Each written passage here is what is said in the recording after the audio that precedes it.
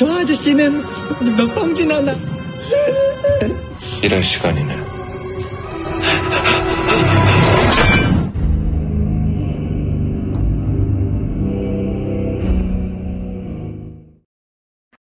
Hai kawan-kawan, kembali lagi bersama gua di Pihan Movie.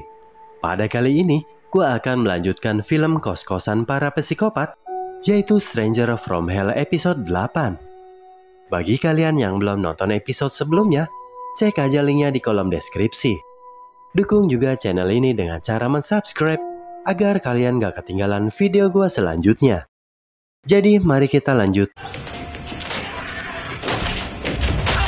filmnya.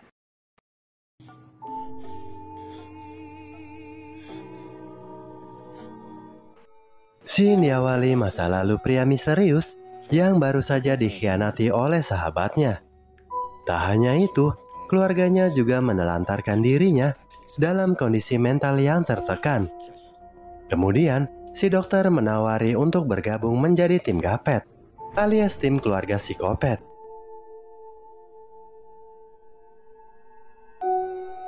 Cara ini pun dilakukan juga kepada Jong-woo yang sedang rapuh dan tertekan mentalnya.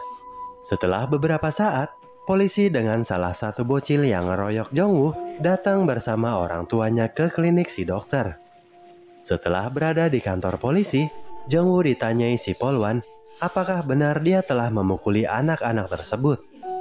Terlihat wajah Jong-woo yang seperti orang ketakutan. Yang pastinya, dia bukan takut terhadap orang tua para bocil, melainkan dia memikirkan nasibnya yang akan dijadikan psikopat. Ketika keadaan makin riwah, si dokter datang menawari uang berapapun agar kasus ini tak sampai ke ranah hukum. 그래도 진짜 합의 안 하실 거예요? 네.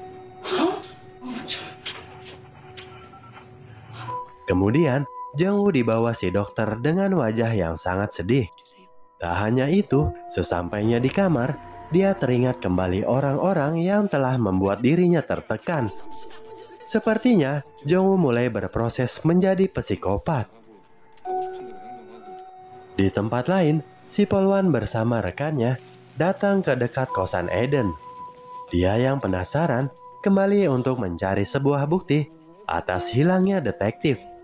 Jung-hwa pun berasumsi kalau si detektif pernah parkir di sudut bangunan sebelum menghilang secara misterius.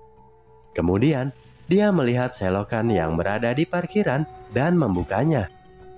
Lalu, didapati sebuah mata jarum suntik yang bekas terpakai.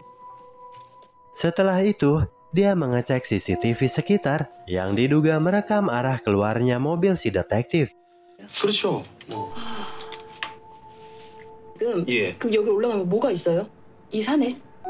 Sepulang kerja, Jung-hwa mampir ke klinik laboratorium untuk mengetahui sampel jarum yang telah ditemukan. Walaupun tak ada sidik jari yang tertinggal, tapi didapati sebuah sampel obat bius yang biasa dipakai oleh dokter gigi. Pada saat akan kerja, Byung-min mendapati keyboardnya yang telah dirusak Jong-woo. Dia pun langsung menegur dan menendang kursi yang didudukinya. Tanpa sepatah kata apapun, Jong-woo berdiri lalu mengambil gelas yang kemudian dihantamkan ke kepala Byung-min.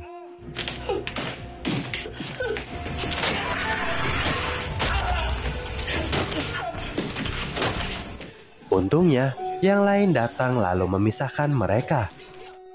Di ruangan pribadinya, si bos menyesali perilaku Jong-woo yang arogan kepada Byung-min. Padahal, dulunya dia anak baik-baik. Tanpa menjawab, Jong-woo memperingatkan si bos agar membenahi perilakunya yang sudah mencoba menikung pacarnya. Setelah itu, Jong-woo pun pergi. Di taman, dia melamun sambil melihat luka akibat memukul para bocil, sambil tertawa kecil dan menyesali kenapa tak mematikan Byung-min saja.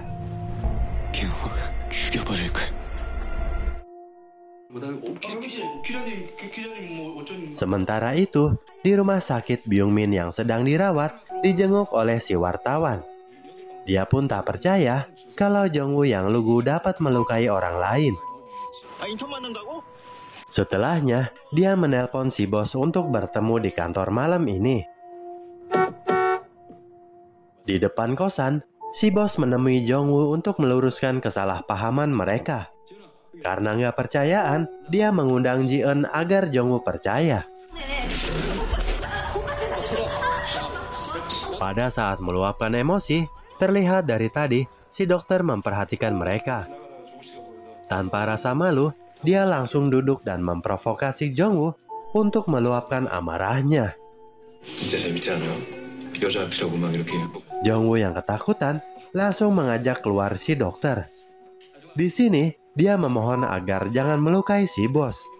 Si dokter yang mengetahui kalau Jongwoo dendam dengan si bos menyuruh untuk membunuhnya saja. Si bos yang merasa kuat menghampiri si dokter. Lalu si dokter pergi begitu saja. Setelah itu, Jongwoo memperingatkan si bos untuk berhati-hati terhadap si dokter.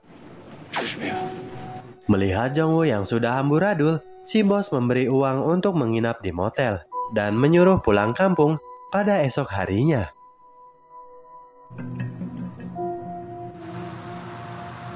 Sesampainya di hotel, walaupun jauh dari kosan, dia masih merasa diikuti oleh si dokter.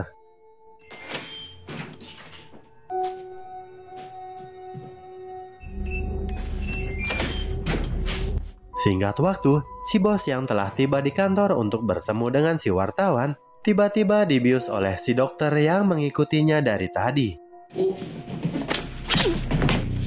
Kemudian, dia dihantamkan benda ke kepalanya sampai tewas.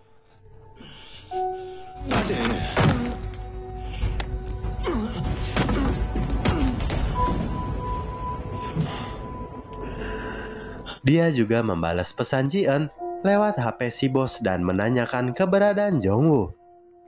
Untungnya, Ji-eun tak memberitahukan keberadaannya. Kemudian, dia menelpon si Botum untuk membersihkan TKP. 아저씨, 여기 청소 좀 해주셔야겠는데. Si wartawan yang menyaksikan kematian si bos langsung mengikuti si dokter menuju kosan Aiden. Lalu, dia menelpon kantor berita untuk menjual berita berharga ini. Tiba-tiba, si Botum muncul mengagetkan si wartawan.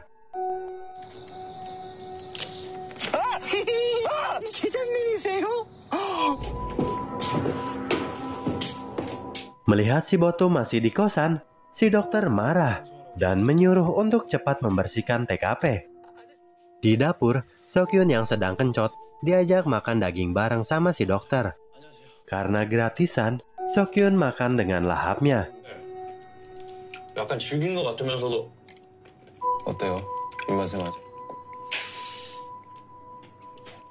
되게 부드럽네요. 근데 이거 간도 되게 특이하네요. 보통은 참깨. Lalu, si Mesum dan si Botum datang bergabung juga. 좀 더 먹어요.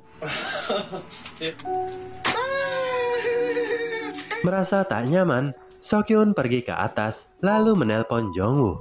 Namun tak ada respon. Kebetulan sekali, karena para tetangga sedang ada di dapur, dia memasuki ruangan yang dicurigai tempat penyekapan. Namun, datanglah si Mesum dan si Botum yang diduga menyeret karungan berisi mayat manusia. Ketika diikuti, dari belakang muncul si dokter yang memergoki dirinya.